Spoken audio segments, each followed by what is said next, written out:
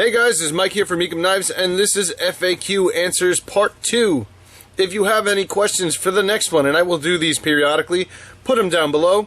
If you missed Part 1, I'll also put a link down below for last week's question and answer session. I'll try to do these maybe once every couple of weeks, just to stay on top of the comments that I missed. And guys, keep on commenting. I really appreciate it, and I do read all of them. I know I don't have time to respond to everybody. I've been trying, along with emails and everything, and that's actually one of the questions on here right now. So let's just dive right in. First one up, Andrea Ravati. When will the Diablo knife be available? And what he's talking about is the frame lock, right? This is the Diablo, this is the modified Diablo. This is another Diablo I'm working on. The problem is, I ran into issues. The design of this knife with the hidden stop pin, which I've briefly covered on the first video, is very difficult to be repeatable. So I've made fixtures, I've made jigs to repeat that track, and there are just too many variables that can go wrong with that knife.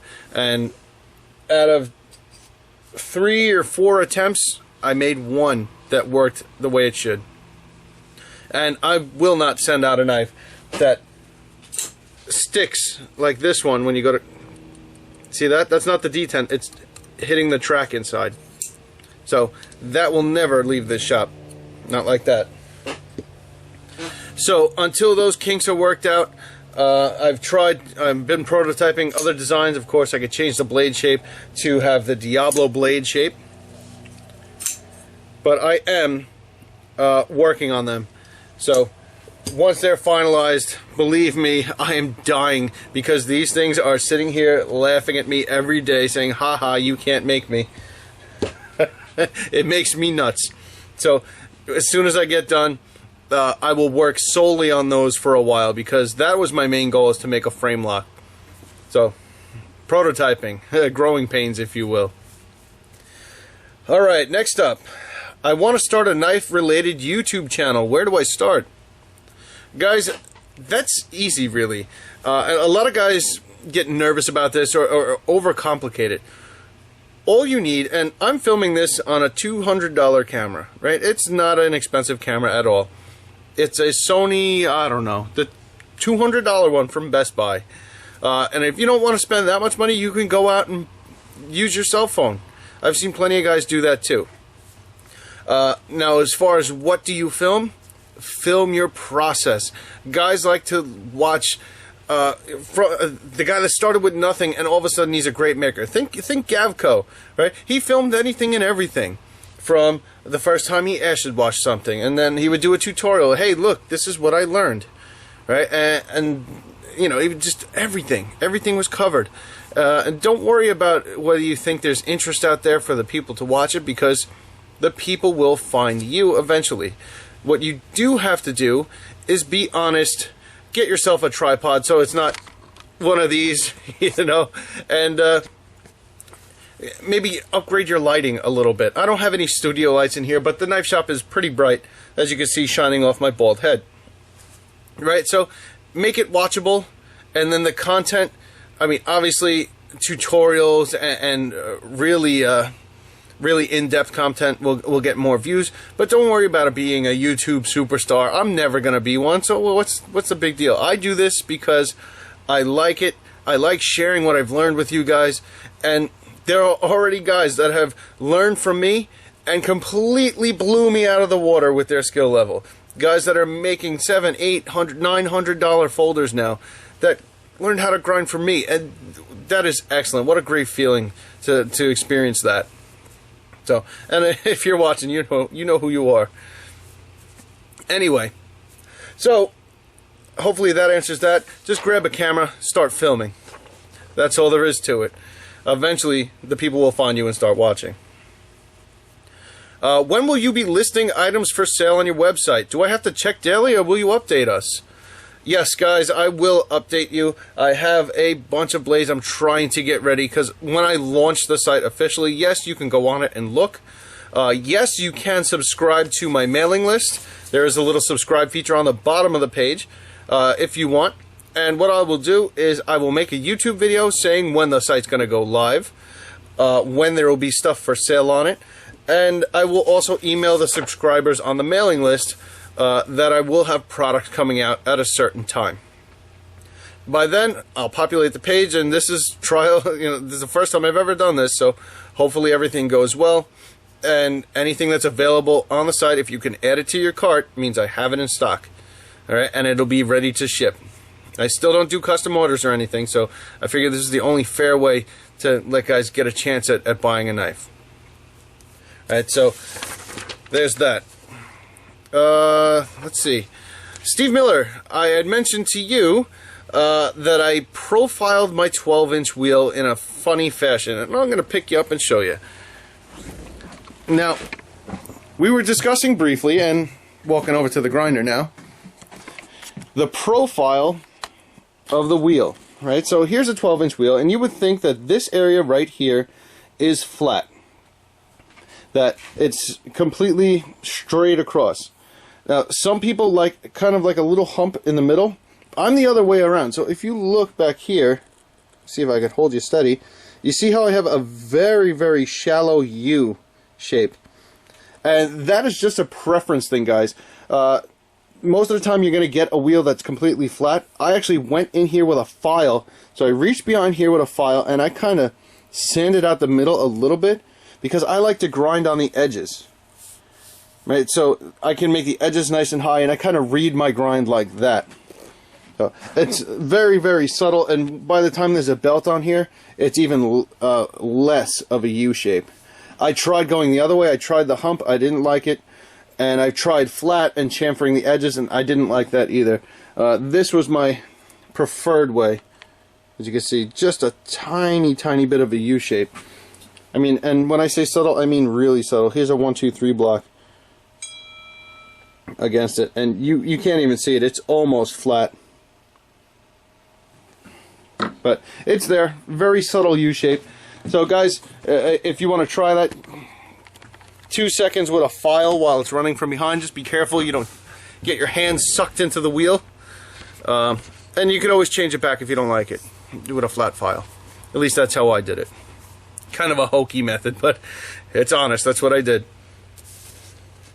Okay, here's another one I get a lot. I emailed you and you never got back to me. Because my website, yes, it is up, like I said, and you can browse the website. It hasn't changed since I built it. And the email feature is live. But I don't really check that email yet because the site's inactive. So there's nothing for sale, and I kind of built that as a customer service, customer support type of thing, where you can get in contact with me without me having to give the entire world my cell phone number because it'll never stop ringing. Now, the problem is with a do-it-yourself channel like this, and I touched on this in the first video a little bit, is you're going to have a lot of questions. Like, I could show you how to grind this, but there's still going to be guys that say, well, I tried everything you said in the video, but I screwed up back here. How do I fix it? Or how do I grind the tip? Or what kind of belts do you use? It's impossible to cover everything. I try to, but it's impossible. So naturally you're going to get questions. And ever since I slowed down with my comments on the YouTube section, I've been getting a lot of emails of just similar questions. I've responded to a handful of them, but I'm just getting bombarded with emails. So I apologize if I missed it, but I will be paying specific attention to that once I start putting things up for sale, because, like I said, it's going to be more of a customer service-based question. Your best place for questions are right here on YouTube, and even if I don't respond to you in the comments directly, you might end up on one of these FAQ videos. Okay? So, sorry about that, but I guess it's kind of the way I have to do it. Otherwise, I could be inside all day long. This is the exact face I make when I'm typing. When I'm responding to comments. So, that's it. Sorry, guys. Okay, Muhammad Aziz. The vise you have, the blue color one, what brand is it? Where can I get it? Can you give me a guide to buy it for myself? The vise he's talking about, and he was looking at an old shop tour video, is this one right here. Another field trip. A lot of field trips in this video. This is one of the first tools I ever bought, and it is simply Central Forge. This is a Harbor Freight vise. Now, when I bought it, so it's a Chinese-made vise, essentially. When I bought it, everybody told me, don't buy the thing, you got to spend a lot of money and get a name brand and blah, blah, blah. But as you can see, guys, this is what I use it for. There's a chef knife clamped in here on a 2x4. And when that's not in there, my saw is in there. That's really it. I do recommend you get one that swivels like this, so it'll go like that. Sorry to do it with the... And turns like this. This way you can get to all your angles. I believe it was $70 at Harbor Freight. I don't know, it's been a while. But I've been using it for a couple of years now, and no problems whatsoever. I'm sure it'll break one day, but I've got its useful life out of it, so I'm not too worried about it. Alright, again, sorry, shaky camera. Okay. Joseph Richter. I always end up with waves in the middle of my bevel. The grind line isn't too bad, but you can see multiple waves, for lack of a better word, in the bevel. Hard to feel at all. Easy to see. So what he's saying is, on like a large flat grind or something like that, I guess this is the only blade I have over here. He's, instead of that nice smooth hollow, like you see there, or the nice smooth flat, he's getting kind of small facets in the grind, small waves, if you will. And even though his edge is the right thickness and the grind line up top is right where he wants it, this has some facets in it, so it's not a smooth transition. The way to get that out is go back to 60. Right? When I say go back to 60, I mean go back to your rough grits. That's your foundation. Now, it's easy if you get a little wonky when you're grinding. Maybe you cramp up in your hand, you twist just the wrong way. You can grind a new facet in that 60 grit bevel that you just ground. So just be careful of that. It will get better in time. It takes practice and it takes a dedication to it. So just stick with it and work on them. The first step is noticing those, because I see a lot of guys selling knives that have facets in the grind, and they don't see it yet, so they don't know there's a problem. So go back to your rough grits and work on keeping that pressure control to either the spine or the edge. In a hollow grind, keep it in the middle and just work on getting it super flat. Don't worry about your grind lines, don't worry about your edge thickness, just work on getting it flat if it's a flat grind and hollow if it's a hollow grind. All right, facet free, that's what you want.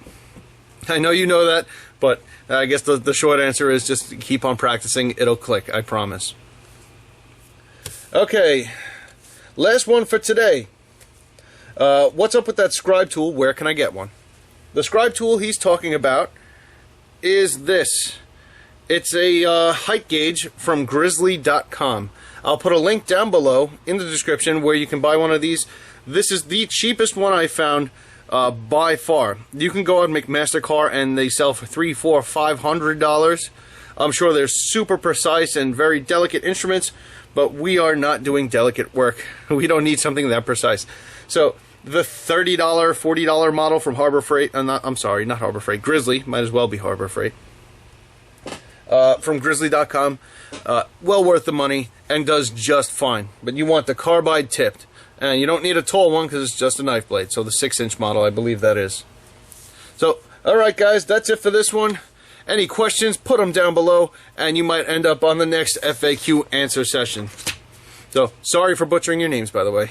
This is Mike here from Ekim Knives, and I'll catch you on the next video.